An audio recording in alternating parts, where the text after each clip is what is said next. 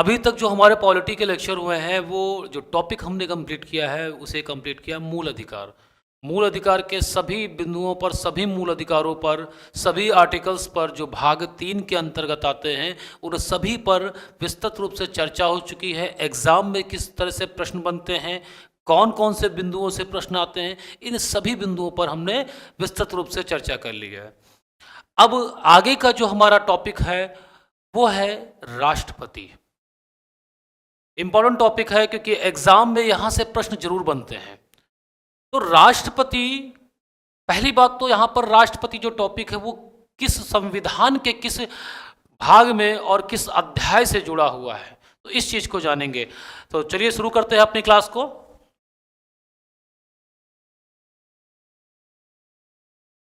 संविधान का भाग 5। संविधान में जो सरकार का स्तर है वो त्रिस्तरीय सरकार है। 2 स्तरों पर जो राज्य और केंद्र है, वहां पर जो पहला केंद्र है, केंद्र के लिए है, तो वो शब्द यूज किया गया है यूनियन, संघ की सरकार। और भाग 5 यूनियन से संबंधित है, यानी संघ से संबंधित है। तो देखिए यहां पर संघ, द यूनियन। तो भाग 5 सबसे पहले देखिए, भाग 5 में कहां पर है ये? भाग 5 में है। तो यूनियन किस भाग में? पहला ही प्रश्न अगर ये आता है कि संविधान के किस भाग में यूनियन की चर्चा की गई है या यूनियन से संबंधित है, यानी संघ से संबंधित है, तो कौन सा भाग होगा? भाग 5 होगा। कौन सा होगा? भाग 5 होगा। आगे देखिए, अब यूनियन यानी वो संघ के सरकार के बारे में चर्चा करता है। तो इसकी जो लिमिट है आर्टिकल्स के रूप में, किस आर्टिकल से किस आर्टिकल तक है, तो यूनियन आपको मिलेगा आर्टिकल 52 से लेकर अनुच्छेद 151 तक मिलेगा। तो सबसे बड़ी पहली बात कि जो संघ है वो संविधान के भाग 5 में है। अनुच्छेद 52 से लेकर अनुच्छेद 151 तक क्या है? यूनियन के बारे में चर्चा की गई है। इतनी बात समझ में आई? चलिए अब देखिए, यूनियन के अंतर्गत अध्याय है, चैप्टर्स हैं। उसमें पहला चैप्टर क्या है? तो सबसे पहले बात समझिए कि अगर हम राज्य की बात करते हैं तो राज्य के 3 अंग हमने 4 तत्व बताए थे। राज्य की अगर बात करते हैं तो राज्य के 4 तत्व हमने क्या बताए थे पहली क्लास में? कि एक निश्चित भूभाग होना चाहिए बच्चा, उस भूभाग पर एक जनसंख्या होनी चाहिए और सरकार होनी चाहिए उसको गवर्न करने के लिए, और क्या होना चाहिए? और होना चाहिए संप्रभुता। ये 4 तत्व अगर किसी के पास हैं तो वो किसकी श्रेणी में आएगा? राज्य की श्रेणी में आएगा। किसकी श्रेणी में आएगा? राज्य की श्रेणी में आएगा। तो यहां पर देखिए, जो तीसरा तत्व है वो क्या है? सरकार है। सरकार जो पूरे उस सिस्टम को चलाती है, उस निश्चित भूभाग पर जो शासन चलाती है, उसे मैनेज करती है, उसे कहते हैं सरकार कहते हैं। तो यहाँ पर सरकार के 2 स्तर, हमने 3 स्तर बताए, एक लोकल गवर्नमेंट, राज्य और संघ। तो यहाँ पर हम जो भाग 5 है वो किससे संबंधित है? संघ से संबंधित है। इतनी बात समझ में आई? चलिए अब यहाँ पे एक चीज समझ लीजिए कि जो सरकार है उसके बेटा 3 अंग होते हैं। सरकार जो है उसके 3 अंग होते हैं। ध्यान से देखिए, जो सरकार होती है गवर्नमेंट, उसके 3 अंग होते हैं। कौन कौन से? एक अंग होता है कार्यपालिका, एग्जीक्यूटिव।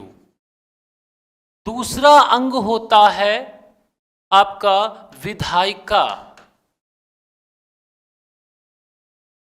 तीसरा जो अंग है वो बेटा होता है न्यायपालिका। ये तीनों मिलकर सरकार का निर्माण करते हैं। सरकार के 3 अंग होते हैं। एक होता है कार्यपालिका, एक होता है विधायिका, एक होता है न्यायपालिका। कार्यपालिका का काम होता है लागू करना,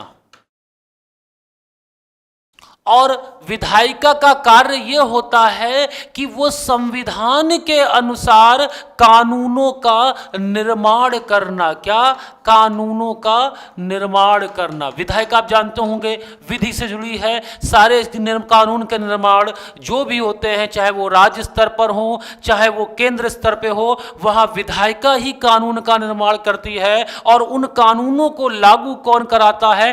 कार्यपालिका लागू कराती है, यानी कार्यपालिका उनके अनुसार शासन चलाती है। अगला देखिए है न्यायपालिका। ये क्या करती है? जांच करती है। और क्या करती है? विवादों का निपटारा करती है। जो कार्यपालिका है वो क्या करती है? जांच करती है और विवादों का क्या करती है? निपटारा करती है। मेरी बात समझ में आ रही है? कार्यपालिका बेटा क्या करती है? जांच करती है। किसकी जांच करेगी? जो कानून बने हैं उनकी जांच करेगी, या कोई विवाद है तो उसकी जांच करेगी। फिर क्या करती? जो विवाद इसके सामने आते हैं उनका निपटारा करती है, उनका समझौता, उनके बारे में जजमेंट देती है। तो मेरी बात समझ में आई कि 3 अंग हैं किसके? सरकार के। अब देखिए हमारे यहां पर राज्य सरकार और केंद्र सरकार, इन दोनों की बात हो रही है। तो एक संघ के स्तर पर है और एक है राज्य के स्तर पर। यानी भाग 5 जो संबंधित है वो संघ सरकार से संबंधित है, और भाग 6 जो संबंधित है वो राज्य सरकार से संबंधित है। इतनी बात क्लियर हुई है? बोलिए।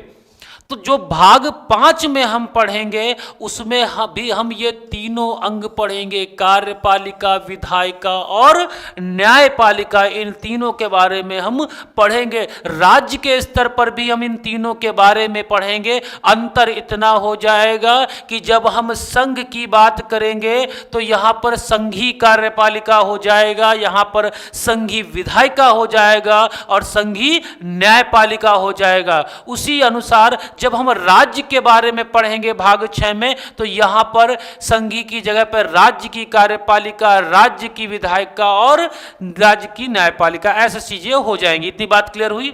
चलिए आगे बढ़ते हैं। अब हम भाग 5 को शुरू कर रहे हैं। राष्ट्रपति को शुरू करने से पहले हम इन चीजों को समझेंगे। चलिए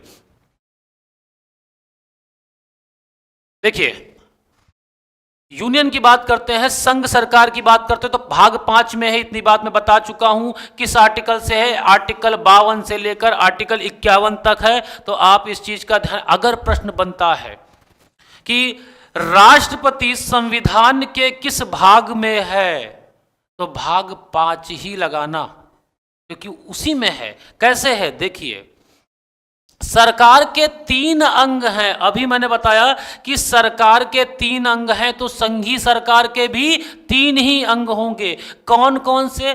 कार्यपालिका, जिसे हम संघीय कार्यपालिका कहते हैं, संघीय विधायिका जिसे हम संसद कहते हैं, और न्यायपालिका संघीय जिसे हम माननीय उच्चतम न्यायालय या सुप्रीम कोर्ट कहते हैं। इतनी बात समझ में आई है? बोलिए। चलिए अब आगे बढ़ते हैं।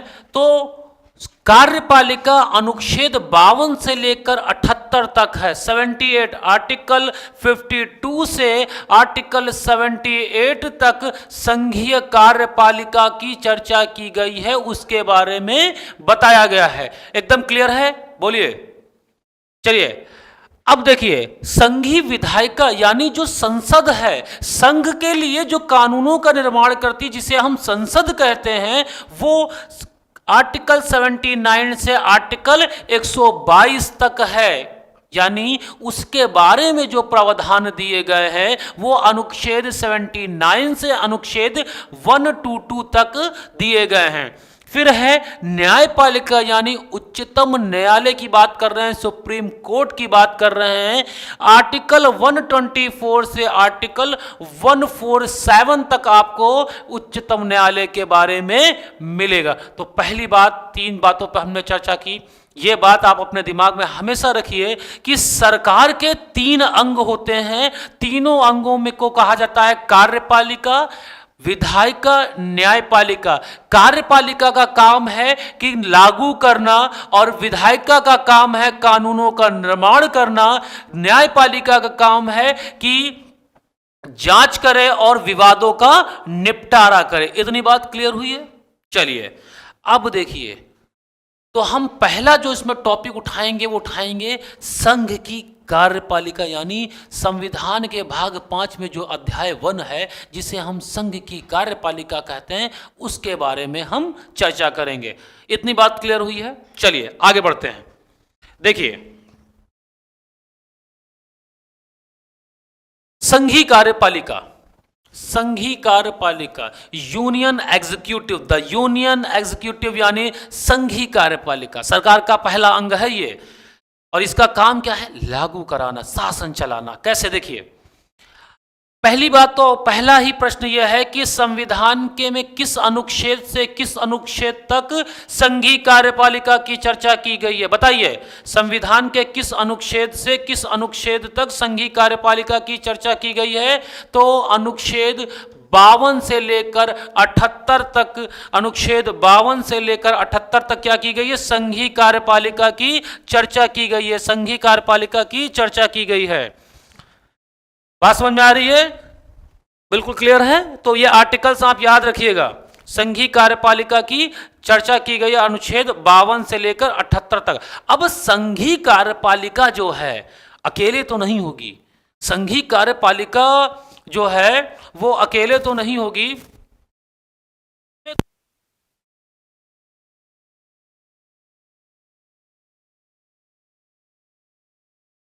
कौन कौन मिलकर संघ की कार्यपालिका को बनाएंगे? कौन कौन लोग मिलकर संघीय कार्यपालिका का गठन करेंगे? कौन कौन लोग मिलकर संघीय कार्यपालिका का गठन करेंगे? देखिए, संघीय कार्यपालिका है जो वो मिलके कैसे बनती, किससे मिलके बनती है? वो बनती है राष्ट्रपति, द प्रेसिडेंट, भारत का राष्ट्रपति। राष्ट्रपति से मिलती है, बनती है, उपराष्ट्रपति से मिलकर बनती है, प्रधानमंत्री होता है, मंत्री परिषद होती है और महान्यायवादी होता है। ये सभी मिलकर क्या करते हैं? संघीय कार्यपालिका का गठन करते हैं। संघीय कार्यपालिका का गठन करते हैं। बात क्लियर है? अगर प्रश्न आता है कि निम्नलिखित में से कौन संघीय कार्यपालिका का नहीं है, तो चारों ऑप्शन में आपको देखना है कि इनमें से कौन नहीं दिखाई दे रहा है, वही राइट आंसर होगा। फिर से सुनिए कि संघीय कार्यपालिका राष्ट्रपति, उपराष्ट्रपति, प्रधानमंत्री, मंत्री परिषद और महान्यायवादी इनसे मिलकर बनती है।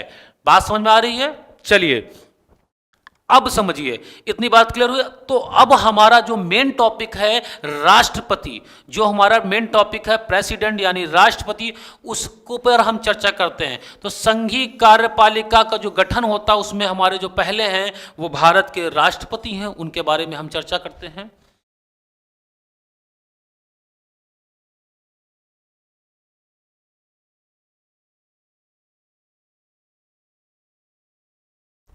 अब यहां पर हम दो तीन चीजें पहले समझेंगे। क्या समझेंगे? पहले हम सिस्टम को जानते हैं कि शासन व्यवस्था कैसी। देखो, दो तरह की शासन पद्धति होती है, एक अध्यक्षीय और एक संसदीय। कैसी होती है? एक अध्यक्षीय शासन होता है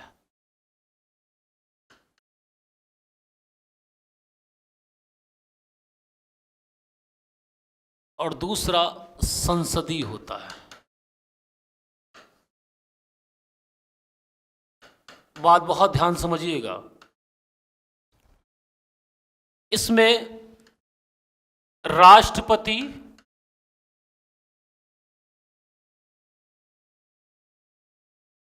फिर विधायिका,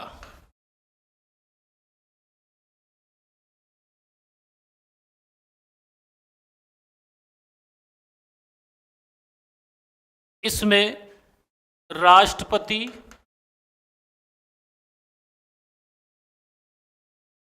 फिर विधायिका, दोनों में अंतर समझिए क्या होता है। दोनों का सिस्टम एक ही जैसा होता है लगभग। अंतर कहां पर हो जाता है? वास्तविक शक्ति का अंतर होता है। क्या होता है कि जो वास्तविक पावर होती है, वास्तविक पावर, जो रियल पावर है, वो इसके पास नहीं होती है। वास्तविक शक्तियों का प्रयोग कौन करता है? वास्तविक शक्तियों का प्रयोग प्रधानमंत्री करता है संसदीय व्यवस्था में। होता तो सब वास्तविक, होता तो प्रमुख यही है, लेकिन वास्तविक शक्तियों का प्रयोग करता, ये नाम मात्र का केवल होता है, लेकिन अध्यक्षीय में वास्तविक होता है। ये शक्तियों का वास्तविक प्रयोग करता है। जैसे अमेरिका, यहां पर जैसे भारत, ब्रिटेन, यहां पर देखिए अमेरिका में प्रधान राष्ट्रपति के पास वास्तविक शक्तियां हैं। वो कार्यपालिका की सभी शक्तियों का प्रयोग स्वयं करता है। लेकिन हमारे यहां पर क्या है? संसदीय व्यवस्था में क्या होता है? संसदीय व्यवस्था में शक्तियों का वास्तविक प्रयोग राष्ट्रपति ना करके प्रधानमंत्री करता है। यानी मंत्री परिषद का जो प्रधान है, प्रधानमंत्री, वो उसकी वास्तविक शक्तियों का प्रयोग करता है। इतनी बात समझ में आई? चलिए अब आगे देखिए।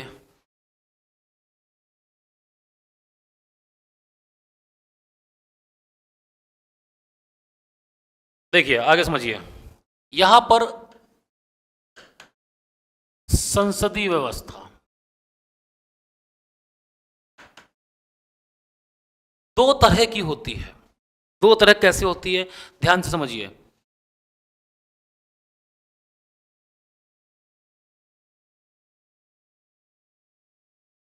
जो प्रमुख है,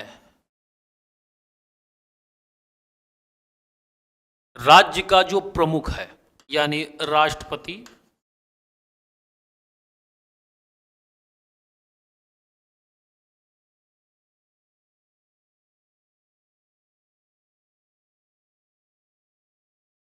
यहां पर क्या होता है? वंशानुगत होता है। एक जगह क्या है? वंशानुगत। वंशानुगत का बेटा मतलब ये होता है कि ब्लड रिलेशन में राजा का बेटा राजा या बेटी या उसी वंश के जिसके अंदर ब्लड होगा वही उस राज्य का प्रमुख बन सकता है। जिसका मतलब समझ रहे हैं ना? राजा का बेटा ही राजा बनेगा, कोई साधारण व्यक्ति राज्य का प्रमुख नहीं बन सकता। यानी यहां पर वंशानुगत है। इसे क्या कहते हैं? राजतंत्र। संसदीय व्यवस्था तो है। संसदीय व्यवस्था का मतलब है कि सरकार तो निर्वाचित होगी, लेकिन प्रमुख कैसा होगा? वंशानुगत होगा। इसे कहा जाता है, इसे क्या कहते हैं? इसे राजतंत्र, लोकतंत्र कहते हैं। कहने का मतलब है कि संसदीय व्यवस्था तो है। संसदीय व्यवस्था का मतलब है निर्वाचित तो होगा ही होगा, सरकार का निर्वाचन होगा, लेकिन राज्य का जो प्रमुख है वो निर्वाचित नहीं होगा, वो वंशानुगत होगा। जैसे कि ब्रिटेन, अभी देखो ब्रिटेन की महारानी का देहांत हो गया, यानी राज्य के जो प्रमुख थे वो देहांत हो गया उनका। 15 देशों की और वो राज्य प्रमुख थी महारानी। अब उनका देहांत के बाद फिर आपने एक नई चीज देखी कि ब्रिटेन का और उन 15 देशों का जो प्रमुख बना वो कौन बना? उनके बेटे बने। उनके बेटे बने, यानी वो ब्लड रिलेशन चल रहा है। लेकिन अभी जो प्रधानमंत्री ब्रिटेन का बना है वो निर्वाचित है, भारतीय मूल के है, लेकिन वो क्या है? निर्वाचित है। जनता ने वोट डाल के उनको चुना है, सरकार बनी, सरकार में प्रधानमंत्री नियुक्त हुए। बात समझ में आ रही है? तो इसी ऐसी व्यवस्था को कहते हैं, ऐसी संसदीय व्यवस्था को राजतंत्र और लोकतंत्र कहते हैं। दूसरी संसदीय व्यवस्था को समझिए। दूसरी संसदीय व्यवस्था में जो प्रमुख है वो वो वंशानुगत नहीं होता, वंशानुगत नहीं होता। वो प्रमुख क्या है? जो राज्य का प्रमुख होगा वो जनता के द्वारा निर्वाचित किया जाता है, जनता के द्वारा निर्वाचित होता है, वो निर्वाचित है। हमारी बात समझ में आ रही है? जैसे कि भारत, आप देखिए भारत के का जो प्रमुख है, जो संवैधानिक प्रमुख है, वो कौन है? भारत का राष्ट्रपति। और राष्ट्रपति भारत की जनता के द्वारा अप्रत्यक्ष रूप से चुना जाता है। भारत की जनता के द्वारा अप्रत्यक्ष रूप से, शब्द पे ध्यान दीजिएगा, अप्रत्यक्ष रूप से क्या किया है? चुना जाता है। तो ऐसे चीजों को, जो ऐसा सिस्टम है, उसे कहते हैं गणतंत्र और लोकतंत्र। तो भारत एक गणतांत्रिक और लोकतांत्रिक दोनों राज्य है, लेकिन ब्रिटेन लोकतांत्रिक तो है लेकिन गणतांत्रिक नहीं है। गणतंत्र का मतलब ही यही है कि राज्य का जो प्रमुख है वह निर्वाचित होगा, ना कि वंशानुगत होगा। इतनी बात समझ में आ रही? तो गणतंत्र का मतलब समझे। बहुत बार प्रश्न आया है, प्रस्तावना में ये प्रश्न कई बार पूछा गया है, पूछा जाता है गणतंत्र शब्द से क्या समझते हो? गणतंत्र शब्द से क्या समझते हो? तो गणतंत्र शब्द का सिर्फ इतना एक मतलब है कि राज्य का जो संवैधानिक प्रमुख है, राज्य का अध्यक्ष जो है, वो वंशानुगत नहीं होगा। इतनी बात क्लियर हुई? अब चलते हैं, मेरी बात समझ में आ रही है? तो देखिए, भारत के संविधान द्वारा संसदीय शासन प्रणाली को अपनाया गया है। जो संसदीय प्रणाली है भारत में, वो कहां से ली गई है? ब्रिटेन से ली गई है। भारत ने संसदीय प्रणाली को अपनाया है और वो ब्रिटेन के संविधान से भारत में ली गई है। यानी संसदीय प्रणाली जैसे ही अपनाई गई, उसका मतलब क्या है? जो राष्ट्रपति है वो सिर्फ संवैधानिक प्रमुख होता है। अभी मैंने चर्चा की, जैसे ही संसदीय शासन प्रणाली को आपने अपनाया तो जो राष्ट्रपति है, यानी राष्ट्र का जो प्रमुख है, वो केवल संवैधानिक प्रमुख है, नाम मात्र का प्रमुख है। जबकि कार्यपालिका की वास्तविक शक्तियां किसमें निहित होती हैं? मंत्री परिषद में। मंत्री परिषद, और मंत्री परिषद का प्रधान कौन है? प्रधानमंत्री है। मेरी बात समझ में आ रही है कि संसदीय व्यवस्था में राष्ट्रपति केवल नाम मात्र का शासन का प्रमुख होता है और वास्तविक शक्तियों का प्रयोग कौन करता है? प्रधानमंत्री, जो मंत्रिपरिषद का प्रधान होता है। देखिए, भारत के राष्ट्रपति का पद वंशानुगत नहीं है, वह निर्वाचित होता है, और इसीलिए भारत क्या है? एक गणतंत्र राज्य है। एक गणतंत्र राज्य है। मेरी बात क्लियर हुई? यहां तक सारे पॉइंट ले। ये प्रश्न एग्जाम में बहुत बार बच्चा पूछा गया, ध्यान रखिएगा। गणतंत्र शब्द से आप क्या समझते हैं? गणतंत्र शब्द का मतलब ही यही है कि जो राष्ट्रपति है वो भारत का राष्ट्रपति वंशानुगत ना होकर निर्वाचित है। मेरी बात समझ में आ रही है? चलिए आगे बढ़ते हैं।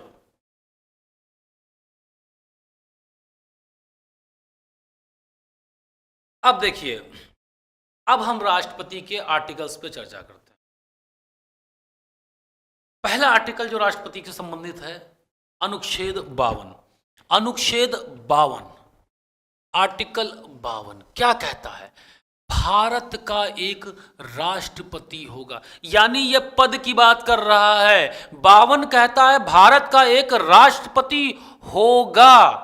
होगा मतलब है ये पद कभी समाप्त नहीं कर सकते आप, वो होगा ही। तो पहले आर्टिकल 52 कहता है, 52 कहता है कि भारत का एक राष्ट्रपति होगा, यानी ये पद की चर्चा कर रहा है, बता रहा है कि ये पद कभी समाप्त नहीं होगा। बिल्कुल, इंग्लिश में जब कॉन्स्टिट्यूशन पढ़ते हैं तो वहां पे शैल का यूज किया जाता है, यानी बाध्य है। ये बाध्य है कि आप इसे समाप्त नहीं कर सकते। तो आर्टिकल 52, प्रश्न अगर ये आता है कि राष्ट्रपति का पद है, किस अनुच्छेद से संबंधित है? अनुच्छेद 52 से संबंधित है।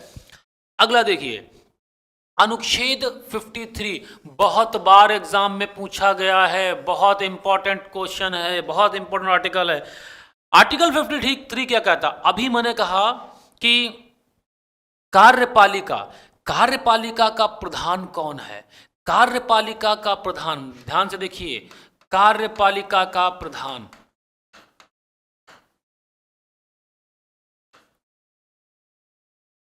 कौन होता? यह प्रश्न आया भी है, वनडे एग्जाम में बहुत बार पूछा गया है। कार्यपालिका का प्रधान कौन है? संघीय कार्यपालिका का राष्ट्रपति। राष्ट्रपति अब देखिए आर्टिकल 53 क्लॉज 1, आर्टिकल 53 का उपखंड 1 क्या कहता है? कहता है कि संघ की कार्यपालिका का प्रधान कौन होगा? राष्ट्रपति होगा। संघ की कार्यपालिका का प्रधान राष्ट्रपति होगा, या संघीय कार्यपालिका की समस्त शक्तियां उसमें निहित होंगी। बात समझिए, 53 क्लॉज 1 क्या कहता है? कहता है संघ की संघीय कार्यपालिका का प्रधान कौन होगा? राष्ट्रपति होगा। इसी में कहा गया है कि संघीय कार्यपालिका की समस्त शक्तियां राष्ट्रपति में निहित होंगी, मतलब जो कार्यपालिका की सारी शक्तियां हैं वो राष्ट्रपति में ही है निहित। परंतु क्या कहता है कि उन शक्तियों का प्रयोग वह या तो स्वयं कर सकता है, ठीक, या अपने अधीनस्थ अधिकारियों के माध्यम से करेगा, या अपने अधीनस्थ अधिकारियों के माध्यम से करेगा। बात समझ में आ रही है? संविधान ने कहा है कि या तो स्वयं कर लो या अपने अधीनस्थ अधिकारियों की उसके बाद उसमें कर लो। लेकिन ये भी समझिए आर्टिकल 74 क्या कहता है? आर्टिकल 74 कहता है प्रधानमंत्री को सलाह देने के लिए एक मंत्री परिषद होगी और राष्ट्रपति उसकी सलाह के अनुसार ही, शब्द समझिएगा, राष्ट्रपति उसके सलाह के अनुसार ही, जैसे ही जुड़ा मतलब बाध्य है। तो आर्टिकल 53 कह रहा है कि कार्यपालिका की समस्त शक्तियां राष्ट्रपति में निहित होंगी और वह उनका प्रयोग स्वयं या अपने अधीनस्थ अधिकारियों के माध्यम से करेगा। ये बात तो कह रहा है, लेकिन फिर वही बात आ रही है, मैंने बताया संसदीय व्यवस्था में राष्ट्रपति सिर्फ नाम मात्र का संवैधानिक प्रमुख है। कार्यपालिका की वास्तविक शक्तियों का प्रयोग प्रधानमंत्री करता है। तो अब बात समझ में आ रही है? आर्टिकल 53 कह रहा है, लेकिन आर्टिकल 74 को जब आप देखेंगे तो आपको बात क्लियर समझ में आ जाएगी कि संसदीय व्यवस्था में जो कहा गया है वो बिल्कुल सही है। एग्जाम में जब प्रश्न आए आपसे पूछेगा कि दो तरह से प्रश्न आता है। पहला प्रश्न जो बनता है वो बनता है कि कार्यपालिका का प्रधान कौन होता है? संघीय कार्यपालिका का प्रधान कौन है? राष्ट्रपति, ठीक। दूसरा, संघीय कार्यपालिका का प्रधान राष्ट्रपति है और समस्त शक्तियां उसमें निहित है। किस अनुच्छेद से संबंधित है? अनुच्छेद 53। वहां क्लॉज नहीं मिलेगा आपको, 53 मिलेगा, ठीक है। तो 53, इतनी बात समझ में आई। दोनों में अंतर बड़ा समझ में आया। संसदीय व्यवस्था की जो बात कर रहे थे हम कि राष्ट्रपति नाम मात्र का शासक है, लेकिन यहां पे कह रहा है इसकी समस्त शक्तियों का प्रयोग वह स्वयं या अपने अधीनस्थ अधिकारियों के माध्यम से करेगा।